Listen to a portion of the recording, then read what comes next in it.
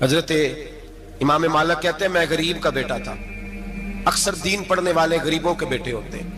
امیروں کے بچے F S C پڑھتے ہیں, بی ایس سی پڑھتے ہیں, ٹیکنالوجی پڑھتے ہیں. غریبوں کے بچے دین پڑھتے ہیں اور پھر امیروں کو ممبریاں ملتی ہیں. غریبوں کے بچوں کو اللہ ممبر عطا فرماتا ہے, مصلی رسول اللہ دیتا ہے. حضرت سیدنا امام ابو مالک فرماتے ہیں میں غریب کا بیٹا تھا اور میری 6-7 بہنیں, میں اکیلا بھائی تھا. آپ فرماتے ہیں میرے ابا جی فوت ہو گئے. میری امی پکڑ کے مجھے ایک دھوبی کی دکان پہ لے گئی, کہنے لگی اسے کپڑے دھونے کا طریقہ بتا دے, سلیقہ سمجھا دے, یہ بھی ایک چھوٹی سی لانڈری کی دکان کھول لے گا, میری بیٹیوں کا پیٹ پالے گا. دھوبی کہنے لگا ٹھیک ہے, میں 2-3 درہم بھی دوں گا مہینے کے, اور جب کام سیکھ جائے گا تو تنخواہ بڑھ جائے گی. امام ابو مالک رحمت اللہ علیہ فرماتے ہیں میں بہنوں کے لیے روزی کمانے نکلا, میں بیوہ ماں کے سر پہ بوجھ اتارنے کے لیے نکلا, میں غربت کے عالم میں نکلا. رستے میں امام اعظم کا مدرسہ تھا. فرماتے میں وہاں چمکتے چہرے دیکھتا, لیکن اپنی غربت کو دیکھ کے میں آگے بڑھ جاتا, پریشان ہوتا کہ میں کیسے علم حاصل کروں گا. آپ فرماتے امام صاحب مجھے اکثر دیکھتے. ایک دن امام اعظم باہر نکلے, مجھے کھڑے ہوئے دیکھا تو قریب بلایا, سینے سے لگایا, ماتھا چوما. کیا نام ہے؟ میں نے کہا ابو مالک میرا نام ہے. کہا تمہیں پڑھنے کا شوق ہے؟ کہا بڑا شوق ہے. کہنے لگے چل آ جا پڑھا کر, آ جا مدرسے میں پڑھا کر. کہتے میں سارا دن وہاں پڑھتا, گھر سے کام کرنے آتا, سارا دن امام اعظم کے پاس پڑھتا رہتا. مہینہ آیا تو میری اماں کہنے لگی تنخواہ لاؤ. میں نے کہا امی جی تنخواہ تو وہ دے گا جو ڈیوٹی پہ جاتا ہو, میں تو پڑھنے جاتا ہوں. کہتے اماں گھر سے نکلی اور بڑے غصے کے ساتھ نکلی, کہنے لگی مولوی نے میرا بچہ خراب کر دیا, میرا بچہ خراب کر دیا. میں کام پہ بھیجتی تھی, اس نے کس چکر میں ڈال دیا, مسلوں سے بھی کبھی پیٹ بھرا ہے, کام بھی تو کرنے چاہیے نا. کہتے امام اعظم کے سامنے کھڑی ہوئی. امام صاحب بڑے امیر کبیر آدمی, اربوں خربوں پتی, اور پھر اتنے بڑے عالم فقیر, سارا بغداد, سارا کوفہ, سارا مصر سلوٹ کرتا ہے. بی بی آئی اور تیل جملے عورتوں کا طریقہ ہوتا ہے. کہنے لگی مولوی تیری سفید داڑھی, تیرا اتنا نام, تجھے خیال ہی نہیں آیا میں بیوہ عورت ہوں, تو نے میرا بچہ خراب کر ڈالا, میری یتیم بچیاں روٹی کہاں سے کھائیں گی, مسلوں سے بھی کبھی پیٹ بھرا ہے. کہتی اتنے سخت جملے کہے پر قربان جاؤ امام اعظم سنتے رہے اور مسکراتے رہے. کہنے لگے میری غلطی ہے, میری غلطی ہے, میری غلطی ہے, بی بی بھول گیا تھا, غلطی ہو گئی. بی بی کہتے تیری امام صاحب سنتے رہے. جب غصہ اتر گیا تو کہنے لگے اماں تیرا غصہ اتر گیا ہے؟ اتر گیا ہے. کہنے لگے تیرا بیٹا بڑا نیک ہے, تیرا بیٹا بڑا لائق ہے, تو اسے پڑھنے دے. کہنے لگے چپ کر دے مولوی, یہ پڑھے گا تو میں روٹی کہاں سے کھاؤں گی. امام صاحب کہنے لگے مجھے بتائے گی تیرے گھر کا خرچہ کتنا ہے. اس نے ایک لفظ پہ 3 دینار کا, ایک روایت ایسی بھی لکھی ہے بزرگوں نے, کہنے لگی 40 درہم ہے. اور اماں کہتی میں نے جان بوجھ کے زیادہ بتائے, حالانکہ میں کناب کا خرچہ کرتی تھی, لیکن جب کھلا ڈلا کرے تو وہ والا خرچہ بتایا. میں نے کہا 40 درہم خرچہ ہے, تو دے گا؟ تو کہتے امام اعظم کہنے لگے اماں تجھے لینے نہیں آنا پڑے گا, پہلی سے پہلے تیرے گھر میں پہنچ جایا کریں گے, یکم سے پہلے آئیں گے. او بھائیو کہاں استاد ملتے ہیں, کہاں استاد ملتے ہیں, کہاں وہ لوگ ملتے ہیں جو دعائیں مانگتے, التجائے کرتے, پیار کرتے.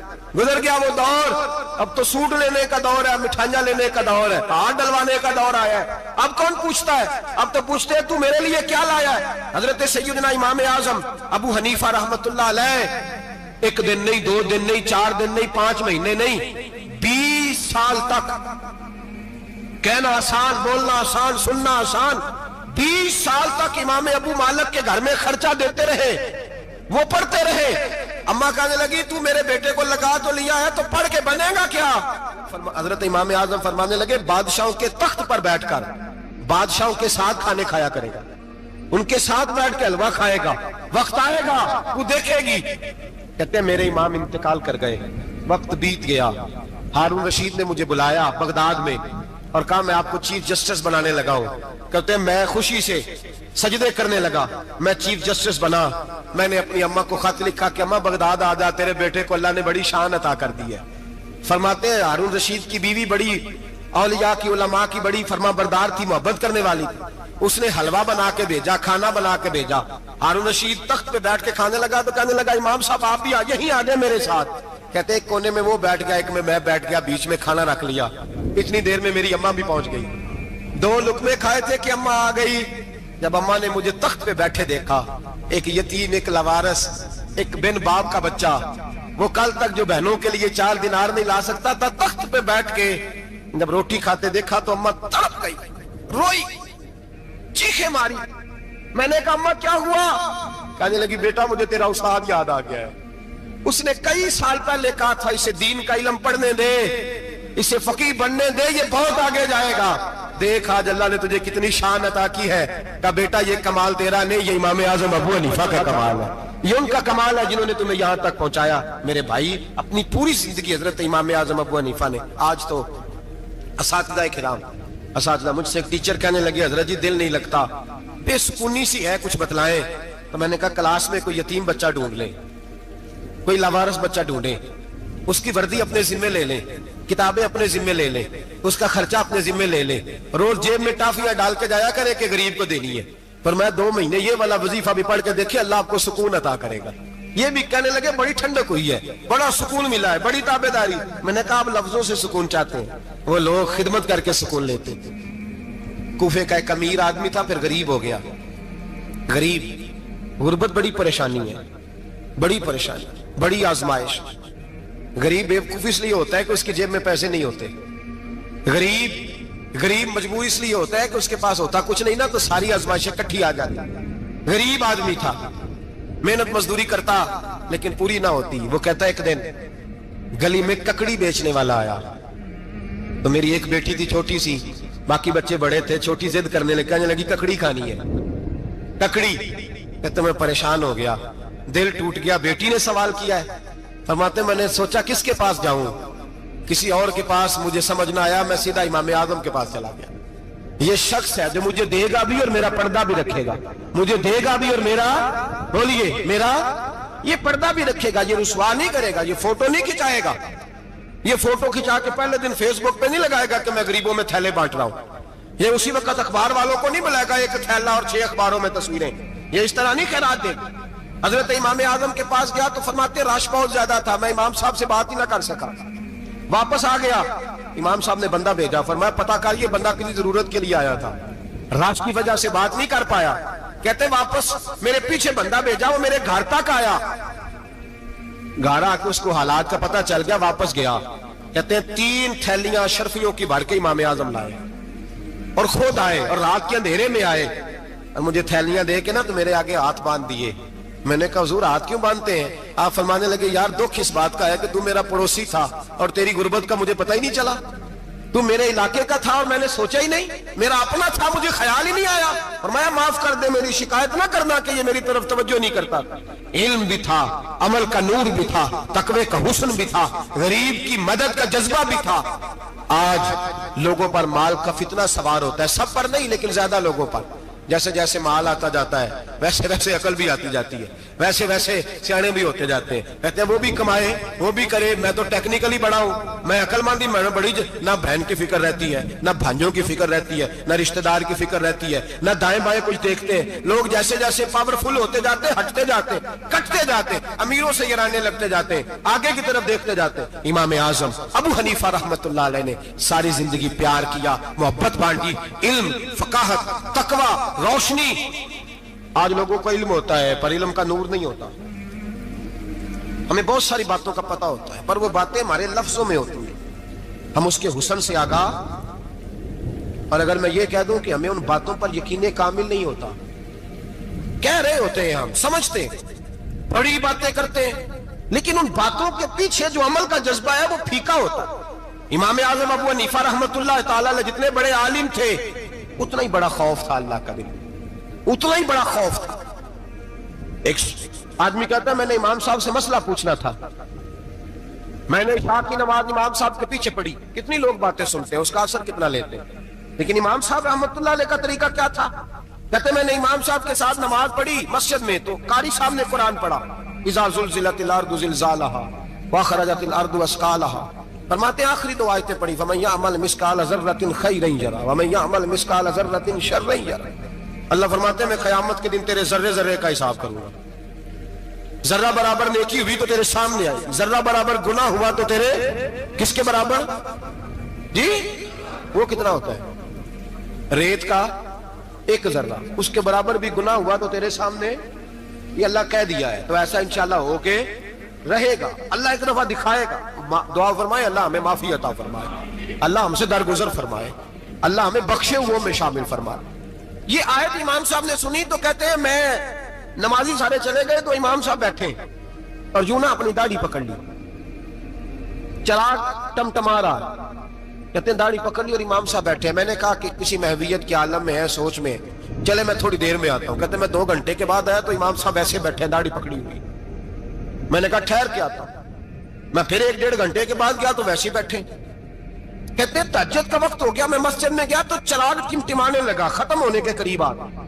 इमाम साहब बैठे हैं, अब मैंने देखा कि आंखें आंसुओं से भरी हुई हैं और अपनी दाढ़ी पकड़ के खींच रहे हैं और कहते हैं या अल्लाह तो अगर जर्रे जर्रे का हिसाब लेगा तो अबू हनीफा तो उलझ जाएगा। ऐ अल्लाह तू जर्रे जर्रे के बारे में पूछेगा तो मैं तो नहीं जवाब दे सकता। खुदावंदा इस तरह कर, मेरे इन सफेद बालों पे रहम खा। ऐ अल्लाह मेरे बुढ़ापे पे मेहरबानी फरमा, मुझसे ना जर्रे जर्रे का पूछना, मैं बड़ा कमजोर हूं, मैं नहीं जवाब दे सकता। मौला मुझसे दरगुजर वाला मामला कर। कहते तड़प रहे इमाम साहब।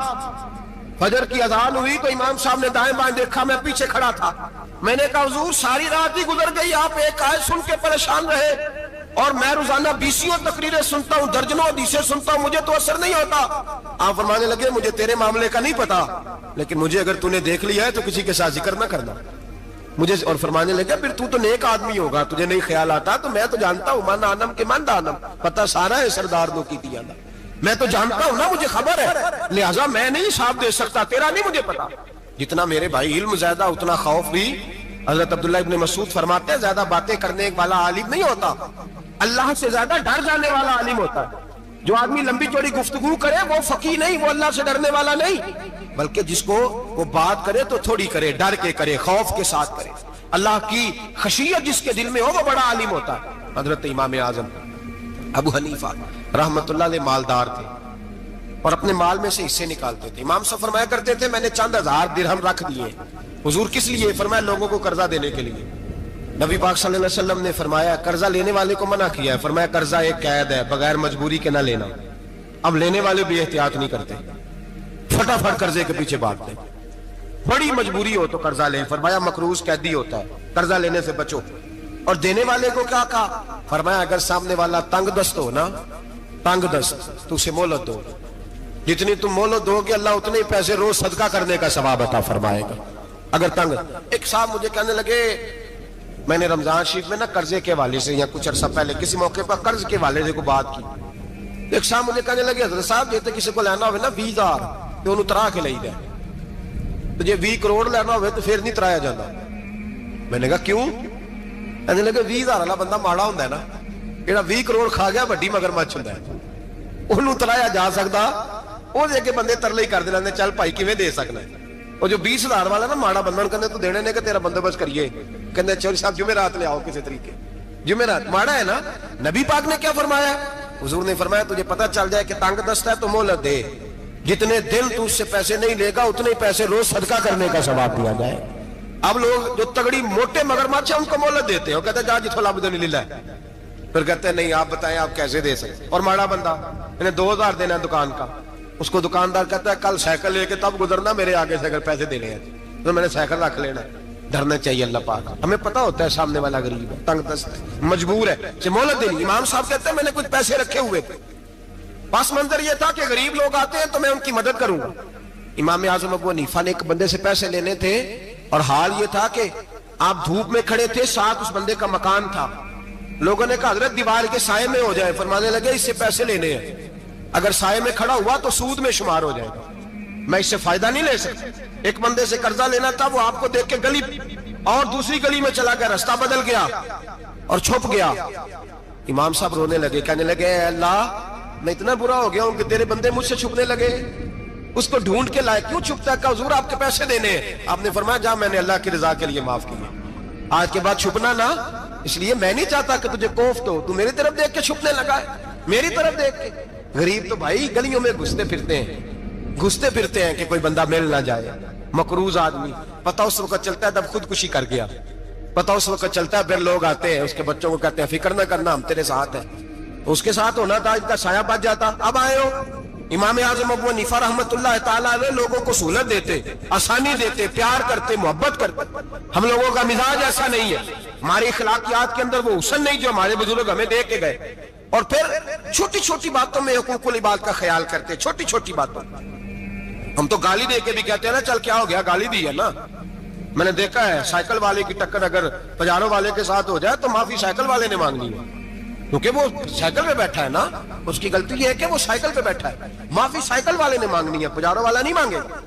ہو سکتا ہے سائیکل والا اٹھ کے کہے جناب مجھ سے غلطی ہو گئی, مجھے پتہ ہی نہیں تھا کہ آپ تھے, ورنہ میں آپ کے آگے نہ آتا. سائیکل والا مجبور ہے کیونکہ اس کے پاس پجارو نہیں, اور پجارو والا تو شیشہ نہیں نیچے کرتا, کہتا دھوپ آئے گی, گاڑی بڑی مشکل سے ٹھنڈی کی ہے. نیچے اتر کے ملازم کہتا ہے اس کو پوچھو اگر کوئی 200-400 کا نقصان ہوا تو 500 دے دو. مزاج ہے. امام اعظم ابو حنیفہ رحمۃ اللہ علیہ عالم, حقوق العباد کا چھوٹی چھوٹی. آپ کے شاگردوں میں سے کسی کے چہرے پہ شکن آتا تو 20 بار پوچھتے کوئی پریشانی ہے میرے بیٹے کو, کیا ہو گیا. ساری زندگی سایہ دار شجر کی طرح گزاری, ساری زندگی شاگردوں پر مریدوں پر محبت کا سائبان رہا, ٹھنڈی چھاؤں رہی امام صاحب کی. امام اعظم ابو حنیفہ رحمۃ اللہ تعالی علیہ گلی سے گزر رہے تھے, لکڑی کے جوتے پہنا کرتے تھے, کھڑاؤں. ایک نوجوان بچے کے پیر پہ پیر آ گیا تو کہنے لگا امام اللہ سے ڈر جا. یہ لفظ گئے تو امام صاحب کی چیخ ہی نکل گئی. کئی گھنٹے بے ہوش رہے. لوگوں نے کہا حضور کیا ہوا؟ فرمانے لگے تم نے سنا نہیں, چھوٹے چھوٹے جوان بھی کہتے ہیں کہ ابو حنیفہ اللہ سے نہیں ڈرتا, اللہ کی مخلوق کہتی ہے نہیں ڈرتا. اگر یہ کہہ رہے ہیں تو میرا کیا بنے گا. کئی دن روتے گزر گئے. لوگ اس بچے کو لائے, آگے کہنے لگا حضور آپ تو پریشان ہو گئے, میں نے تو محاورتاً کہا تھا, محاورتاً کہا تھا کہ آپ اللہ سے نہیں ڈرتے. فرمانے لگے بیٹے مجھے محاوروں کا نہیں پتا, جب رب کے خوف کا نام آتا ہے تو جملے سیدھے میرے دل سے جا کے ٹکراتے, سیدھے دل سے جا کے ٹکراتے.